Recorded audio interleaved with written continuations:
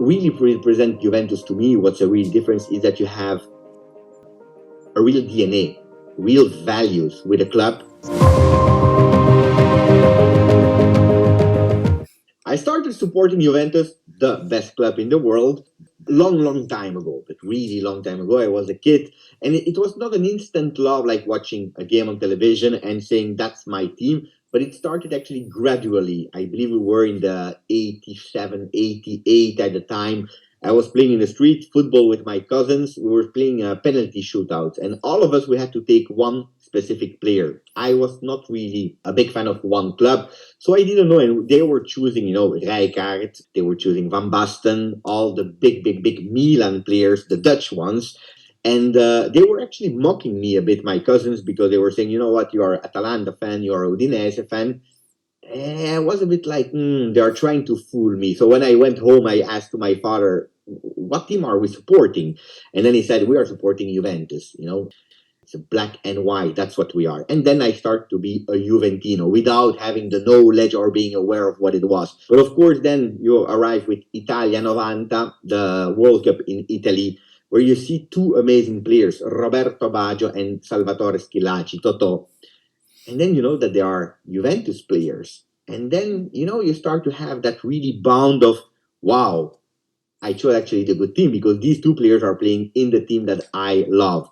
But I have to say that I really started to be a real supporter, but really serious supporter, when Alessandro Del Piero started to be a serious real player. So 93, you have Alessandro Del Piero subbing in Ravanelli.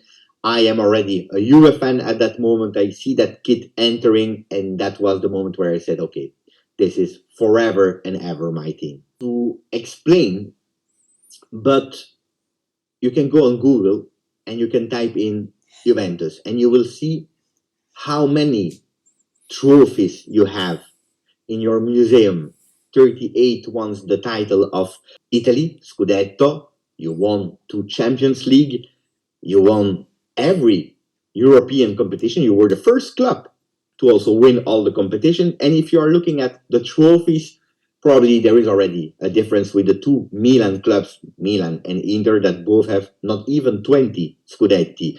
So there is a really big gap in terms of most prestigious club of Italy. And that's the good thing. Then you have the bad thing is, of course, that you are also known as the club that lost the most finals of Champions League. So you know that if you are supporting or starting to support Juventus, you can have really beautiful and great moments, but also really moments of sadness, difficulty. But what really represents Juventus to me, what's a real difference, is that you have a real DNA, real values with a club. If you're looking from 2023, it will be 100 years of ownership of the same family, something that in today's world is losing a bit. We are changing ownership. We have new people without really affection for a club that are taking over for politics, own interest, or maybe as a hobby. While you know that a club as Juventus, that is probably not in a city of the world like Madrid can be, Paris, Milan, Barcelona, or London, but in that small, cozy, relaxed, beautiful Torino, still has these values from the time, combining with an idea for the future, an ambitious club with family values. And that's really difficult to find, I believe, in today's world. That's why I believe I love Juventus in making the difference with other clubs. Why should I support your beloved Juventus? I will tell him, look, easy. You want to win? Come to Juve. But you also want to have that stress of maybe losing or winning in Champions League because you don't know, come and support Juventus. But on the other hand, you will have a beautiful club with tradition that is always thinking forward, always trying to improve themselves with a really nice attitude, behavior, a beautiful Italian DNA, but also you feel that Agnelli connection. So you can go to history and future with the same name, Juventus. So we didn't have all that money to spend on shirts, especially the shirts business of today is not the same as it was back then. I'm living in Belgium, so that means that there was no really a store where you could go. There were some sports stores, so there were some shirts at the time, but really not a lot. And the one that you had no name in the back, and probably they were also really replicas at the time. I believe the first one I received was one of 98, 99 at the time. I don't have that shirt anymore. I didn't care. For me, it was a Juventus shirt, and I was super, super happy with it. Why? Because you see that young kid that arrives and is growing together with you. You see everything that he's doing, miracles on the field, scoring beautiful winning goals, and then you also suffer with him. First with his injury, then when it's with him looking for a goal, scoring in Barre, crying and putting his hand in the air, thinking about his father. So it's more than just what he did on the field. It's having that emotional connection with the player through all the different part of his life. Also him at the end signing a white paper to say, look, I have no contract anymore. I sign, put the amount, put the salary that you want and the length of my contract, but I stay with Juventus. Also before that, also linking forever his name with Juventus, going in the second division in 2006, where he was at the peak of his career. Could have gone to Manchester United with Alex Ferguson, could have gone to Real Madrid. For all this kind of attitude, for me, he will always be my favorite player. Trezeguet, that is my second favorite player at Juventus, was not my dream signing at the past because, of course, you are just losing Thierry Henry. You take David Trezeguet, you don't know him. He became like that. Gianluigi Buffon, for example, was a young goalkeeper that was jumping left and right. When he arrived, was not my favorite goalkeeper, but he became. I believe my favorite players are the one that could make me fall in love with them thanks to what they are doing on the field. Federico Chiesa had the same story. Then there are other players, of course, big names like, for example, Higuain, that proved everything and then comes from Juventus. I loved it because it's also, at that time, an act of power from Juventus, spending 90 million euros for the clothes, saying, we don't care, we buy him. Yeah, it's beautiful, but Higuain is not one of my favorite players. Then, of course, you can go with a lot. We lost 7 finals, so I would easily go in these finals and say, change one of them. Versus Barcelona, for example, I would have loved that a penalty was given on Paul Pogba when it was 1-1, trying to score it because nobody says that we would have scored it, but trying to score it and leading to one because it could have changed the history of Juventus in a way. Because if you win that one, probably you don't lose the one versus Real Madrid 2 years later because you have that conviction of we did it.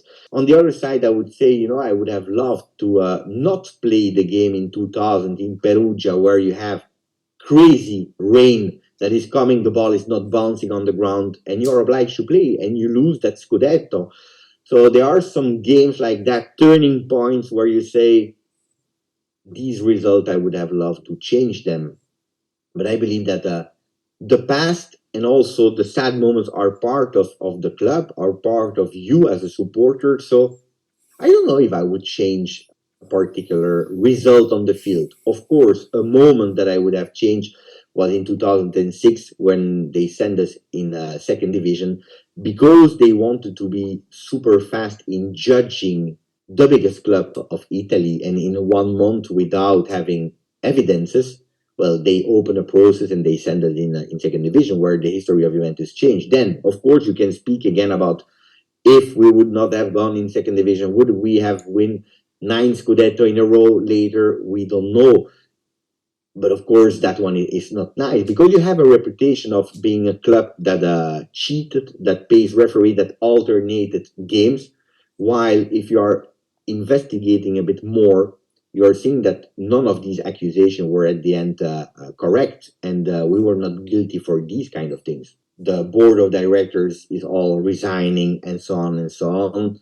I have to say that the things that Juventus is doing right is keeping their mind and their head really cool.